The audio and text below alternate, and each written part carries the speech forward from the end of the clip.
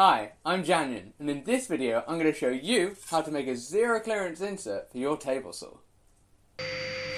If you've ever used a table saw, you might have made cuts like this, where that little offcut goes boop and disappears off to block the dust extraction port. So I'm making a zero clearance insert where the gap is only as wide as the blade.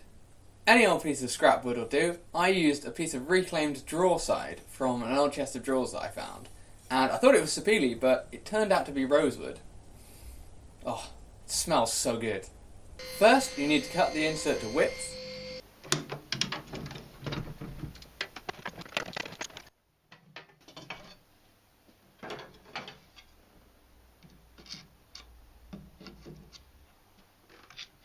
And then you can use the existing insert as a template for the shape. Then you need to rough cut the shape and fine tune it. I used a bandsaw to rough cut it and a disc sander to fine tune it. Then you need to plane it flat and then test fit it. Looks perfect! The screw holes can be transferred from the existing insert and then drilled using either a hand drill or a pillar drill. After countersinking those, you need to drill one big finger hole so that you can remove the insert.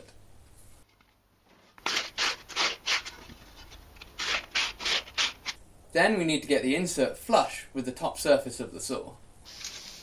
To get the height just right, I smeared oil around the lip of the table saw and then used dabs of hot glue to lift up the insert plate to just the right height.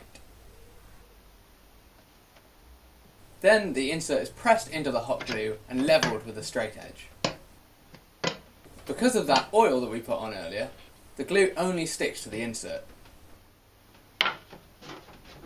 If you get it wrong the first time, the hot glue can easily be popped off with a chisel. Then you need to remove the riving knife, screw the insert down and raise the blade through the insert whilst the saw is spinning.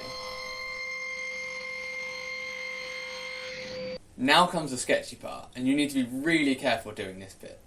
With the insert spun around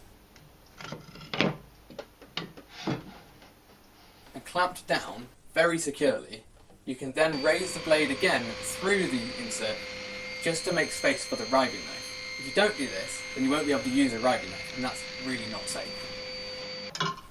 Now you can reinstall the riving knife. And after a little bit of finish, you can now make cuts like this without any worry.